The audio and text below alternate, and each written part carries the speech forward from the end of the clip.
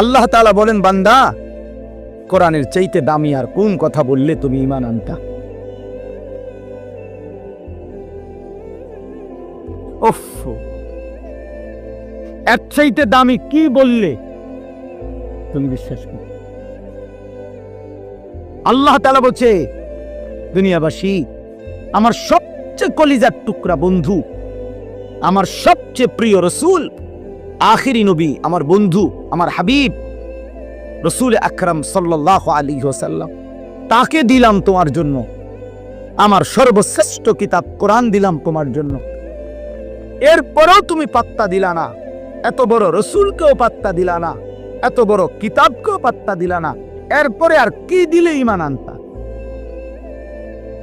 আর কি বললে সেজদা করতা? আমার মতো মালিক আর কতবার বললে তুমি সেজদা দিতা?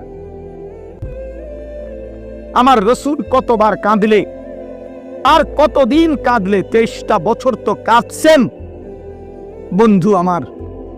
সেই বন্ধু আর কত কাঁদলে তুমি নামাজ পড়তা? আম্মা জান আয়েশা রাদিয়াল্লাহু তাআলা আনহা বলেন, নবীজির স্ত্রী বলেন, আমি একদিন দেখছি এশার নামাজের কিছুক্ষণ পরে নবীজি হুজরার মধ্যে আমার কামরায়, আমার স্বামী, আমার নবী, আমার রসুল সাল্লাল্লাহু আলাইহি সাল্লাম, তিনি দাঁড়াইছেন। দাঁড়িয়ে আল্লাহ তাআলার কাছে নামাজের নিয়ত বাইদা উম্মতের জন্য দোয়া করতে শুরু করছেন। আম্মা জান আয়েশা বলেন, দুনিয়াবাসী, আল্লাহর কসম, ফজরের আজানের পূর্ব পর্যন্ত এক দাঁড়ানোতে আমি দেখছি নবীজি সারাটা রাত কাঁদছেন আর উম্মতের জন্য দোয়া করছেন। সারা রাত, সারা রাত। ইন তুআযিবহুম ফাইন্নাহুম ইবাদুক ওয়া ইন তাগফির লাহুম ফাইন্নাকা আনতাল আজিজুল হাকীম।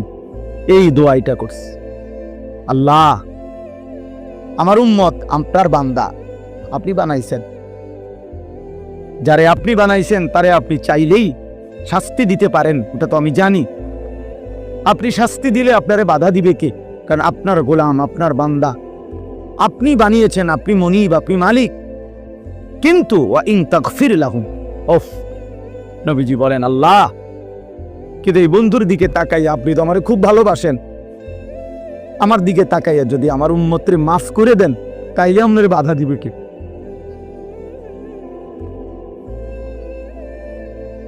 আপনি মাফ করে দিলে আপনারা তো কেউ কিছু বলতে পারবে না, এই ক্ষমতা তো কারো নাই।